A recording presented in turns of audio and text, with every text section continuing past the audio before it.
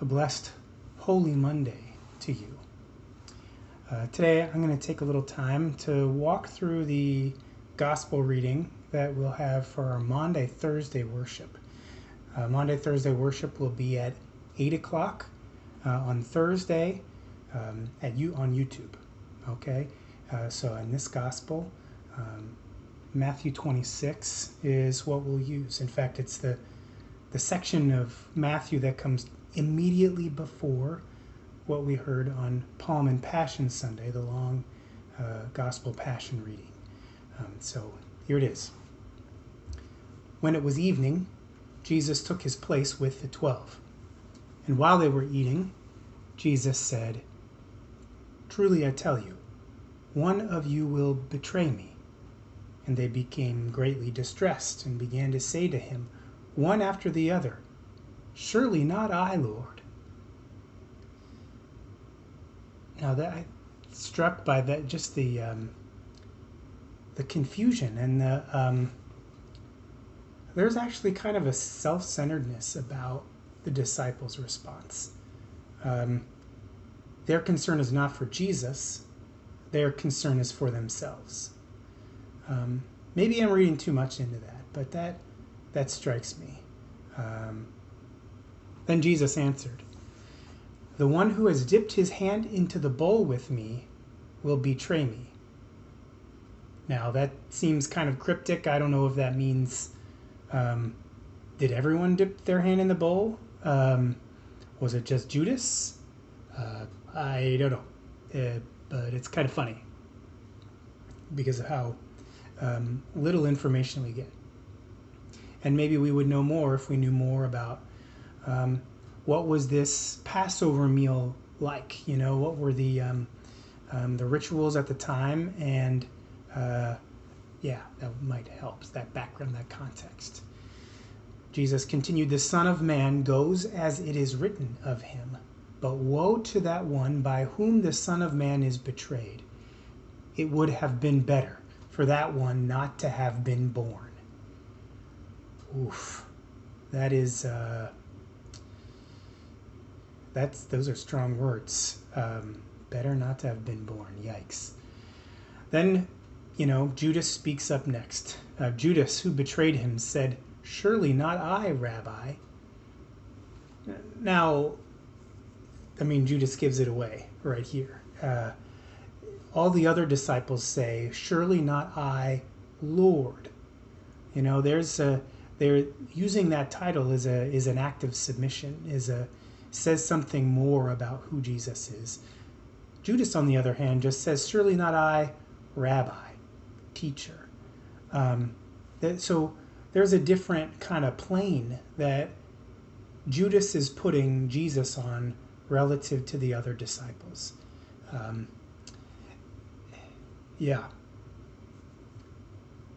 Then Jesus replies, "You have said so." Now, "you have said so" is a phrase that Jesus will say a few times over these next. If you listen back to the Passion reading, which goes on from here, this is where it starts, that we did on Sunday. That's on YouTube. You'll notice that Jesus says, "You have said so" to others who say things like, "Are you the Messiah?" and that kind of thing. Jesus says, "You have said so." It's kind of it's kind of like a way of almost Jesus holding up a mirror to them. I'm not sure I've totally figured it out, but he does say it a couple of times. While they were eating, Jesus took a loaf of bread, and after blessing it, he broke it, gave it to his disciples, and said, "Take and eat. This is my body." Then he took a cup, and after giving thanks, he gave it to them, saying, "Drink from it, all of you, for this is the blood of the covenant, which is poured out for many for the forgiveness of sins." Now let me stop right there, and that is almost word for word the words in our liturgy. So you can see where that comes from, though so many of the words that we use in worship are like directly pulled out of Scripture. And part of what that says for us to take that, repeat it, and then do it in worship when we receive communion, for example. It's not so much us going back in time. It's more so us remembering what Jesus did then and expressing our faith that Jesus then is Jesus now. That just as Jesus gave his body and blood then, Jesus gives his body and blood now. That we're trusting it in the present. It's not just something we were remembering in the past. It's not something we're repeating in the present, but it's a trust that Jesus is here now, doing what Jesus did then. Then Jesus goes on to say, I tell you, I will never again drink of this fruit of the vine until that day when I drink it new with you in my Father's kingdom. An oath Jesus makes. Whenever Jesus says, I tell you, it's pay attention to this. It's an emphasis. It's kind of like, here's the foretaste of the feast to come, is what Jesus is saying, when we will be gathered together again. I mean, we're certainly waiting for that, aren't we? When we will be gathered together again. We're going to, for both for Maundy, Thursday, and for Easter Sunday, we're going to try a virtual kind of communion where we, where I will have bread and wine with me while I'm doing the liturgy in the video, and you will have it at home, bread and wine or bread and juice or whatever you can find on hand.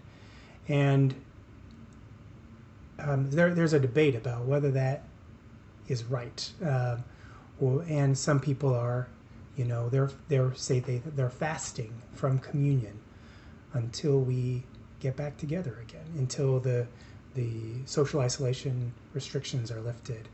So there's a way of approaching it. I'm not saying one is right and one is wrong. I mean, obviously we're doing it this way, but anyway, maybe that'll just give you a sense of the emotion or the that kind of emotional field, that context in which Jesus, what maybe some of the meaning behind those words that he is abstaining from drinking until we get back together again. Anyway, then when they had sung the hymn, they went out to the Mount of Olives. Now, the Mount of Olives isn't far from the temple. So I've heard people who've gone to the Holy Land express surprise at how much smaller all of these distances are in person. It's kind of like when you go back to your elementary school and you walk around and you're like, holy cow, this place is so small. That Jerusalem, that all that geography of Jerusalem that we hear about in the Gospels are compressed. And so the Mount of Olives is in full view of the temple. It's opposite the temple. It's when the Gospels use it, that place, the meaning of that place is almost like Jesus is not. It's a symbolic judgment on the temple. The fact that his place with his disciples, his place, which we're not going to get all the way there in this gospel, but you heard it on Sunday in the Passion Gospel, that this place of where he connects with God is not the temple.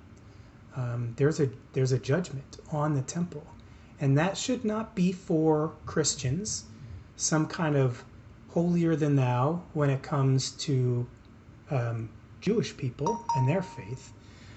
It's a warning to us that just as surely as Jesus gathered outside the temple, then Jesus may be gathering outside of our churches now. Maybe that's a comfort to us at this moment. But just remember that the same judgment that the temple was under is a judgment that our churches can come under, and that we ourselves can come under. In fact, here's the next line. Less of a judgment and more of a warning, maybe. I guess you could take it both ways. Then Jesus said to them, "You will all become deserters because of me this night." All. I mean, maybe we don't get a window into how the disciples received that. It's almost Jesus' answer to their question earlier in the meal. Surely not me. Surely not I, Lord. Not me. There's a leveling here that we're all in this together, and this being falling short, deserting Jesus, and ultimately running away from suffering, avoiding suffering. I mean, that's what's underneath this. Avoiding suffering and avoiding specifically Jesus' suffering. Because it is written, Jesus continues, "I will strike the shepherd and the flock of the sheep will be scattered." Another sense of fulfilled promise, fulfilled prophecy. But then Jesus goes on. This is why I think it's less of a judgment and more of a warning. And maybe we can really just change our idea of what a judgment is, what it means. Not that it's a condemnation, but that it's a reality check. It's a warning. Because what Jesus says next is, "After I am raised up, I will go ahead of you to Galilee." I mean, what's so wonderful about that line, from my point of view, is that Jesus is promising that they will be back together again. And the fact that they all desert Jesus, that's not a deal breaker for Jesus. Maybe that's surprising to you. I mean, it's so deep. We know how well we think we know this story, but then to go deeper into these details and see that Jesus is promising a few things, and one is that their relationship will not be broken. The second thing is that he will be resurrected. That's another promise that's implicit in this. So that's the end of the reading for Maundy, Thursday. I hope you'll join us on Thursday at 8 o'clock on YouTube. Join me. Feel free to have things for communion prepared. And we'll be together again twice on Friday, noon, on Facebook Live, and again at 8 on Zoom. And then Sunday, 9:15 Easter Sunday, together again virtually. See you then. So have a blessed day. Have a blessed week. And hopefully the big reminder of this week is that there is blessing in the midst of suffering. And even if our suffering right now is simply boredom, maybe it's loneliness, maybe it's fear and anxiety, maybe we are beginning to know people who are sick, ill with coronavirus, or even dying. If not, we even can just simply suffer with those who are suffering in a sense of feeling our hearts in solidarity with them, and that can be a kind of a vicarious suffering. Whatever your suffering is this week, I mean, there is blessing and love woven throughout the events that we remember this week and celebrate this week.